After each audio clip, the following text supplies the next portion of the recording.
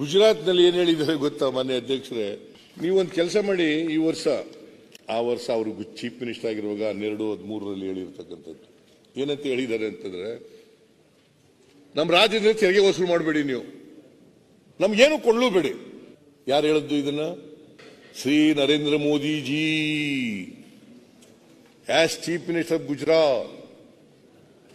ಈಗ DK ಸುರೇಶ್ ಒಂದು ವೇಳೆ ನೀವು ನಮಗೆ ಈ ತರ ಮಾಡಿದ್ರೆ ನಮಗೆ ಬೇರೆ ರಾಜ್ಯ ಕೇಳಬೇಕಾಗ್ತದೆ ಅಂತ ಹೇಳಿದದಕ್ಕೆ ಇವರು ಕೇಳೋದಕ್ಕೆ ಏನಂತ ಹೇಳ್ಬೇಕು? ನೀವು ತೆರಿಗೆನೇ ವಸೂಲು ಮಾಡಬೇಡಿ ಗುಜರಾತಿಂದ,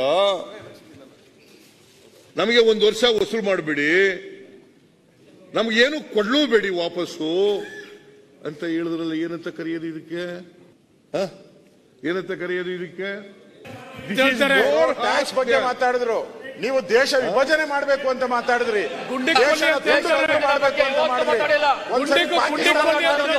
ಬಾಂಗ್ಲಾದೇಶ ತುಂಡು ಮಾಡಕ್ ಹೋಗಿದ್ದೀರಾ, ದೇಶನ ಮಾಡೋ ಪಾರ್ಟಿ ಹೌದು. ಮಾತಾಡಿಲ್ಲ ಅವರು. ನಮ್ಮ ರಾಜ್ಯಕ್ಕೆ ತೆರಿಗೆಯಲ್ಲಿ ಅನ್ಯಾಯ ಮಾಡ್ತಾ ಇದ್ದಾರೆ. ಪೀಪಲ್ ಆಫ್ ಗುಜರಾತ್ ಅಧ್ಯಕ್ಷರೇ, ₹60,000 what comes in return? Modi prime minister ಬಗ್ಗೆ ಮಾತಾಡಿದ್ರು. ಬೆಗ್ಗರ್ ಸ್ಟೇಟ್ ಅಲ್ಲಿ ಹೋಗಿ ಮಾತಾಡ್ಬೇಕಾಯ್ತು. ಅಲ್ಲಿ ಏನ್ ಮಾಡ್ತಾ ಸ್ಟೇಟ್ 44 ಜನ ಹೊಡಿತಾ ಇದ್ದಾರೆ ಪಾರ್ಲಿಮೆಂಟ್. ಹೇಗೆ ಮಾತಾಡ್ತಿದ್ದು ಆಗ ಅರ್ಥ ಉಂಟು ಮಾತಾಡೋದಕ್ಕೆ?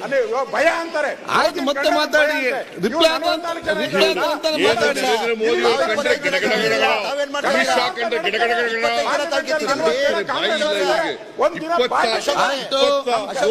ಎಂಪಿಗಳಿದ್ದಾರೆ ಈಗ, ಅವರು ಬಿಜೆಪಿ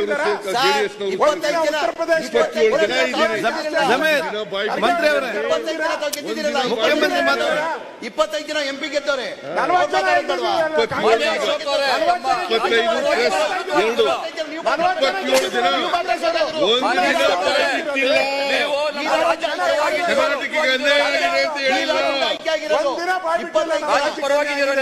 ಮತ್ತೆ ಮಾತಾಡುವಾಗ ನಿಮ್ಮ ಮಾತಾಡ್ತಾರೆ. ನಿಮ್ಮ ಎಂಪಿಗಳು ಯಾಕ್ರಿ ಮಾತಾಡಲ್ಲ ಅಲ್ಲಿ? ಆಯ್ತು, ಮತ್ತೆ ಮಾತಾಡಿ, ಮತ್ತೆ ಮಾತಾಡಿ, ಮತ್ತೆ ಮಾತಾಡ್ಬೇಕು. ಈಗೆಲ್ಲ ಮಾತಾಡುವಂತದ್ದು ಈಗ ಈಲ್ದಾಗ ನೀವು ಮಾತಾಡಿ ಹೇಗಾಗ್ತದೆ?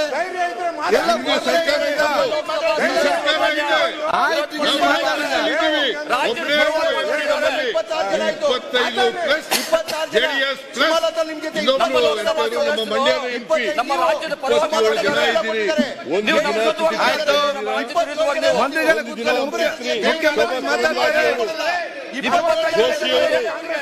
ಆಮೇಲೆ ನಮ್ಮ ಬೀದರ್ನವರು ಒಂದು ದಿನ ಬಾಯಿ ಬಿಟ್ಟಿಲ್ಲ, ಇಲ್ಲಿಂದ ರಾಜ್ಯಕ್ಕೆ ಅನ್ಯಾಯ ಆಗಿದೆ ಅಂತ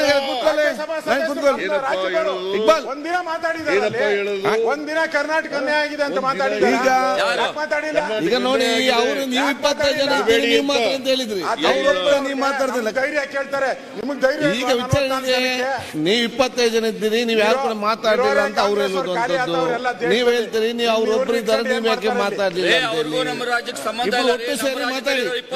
ನೀವೇನ್ ಮಾಡ್ತಾ ಇದ್ದೀರಾ? ಸೇರಿ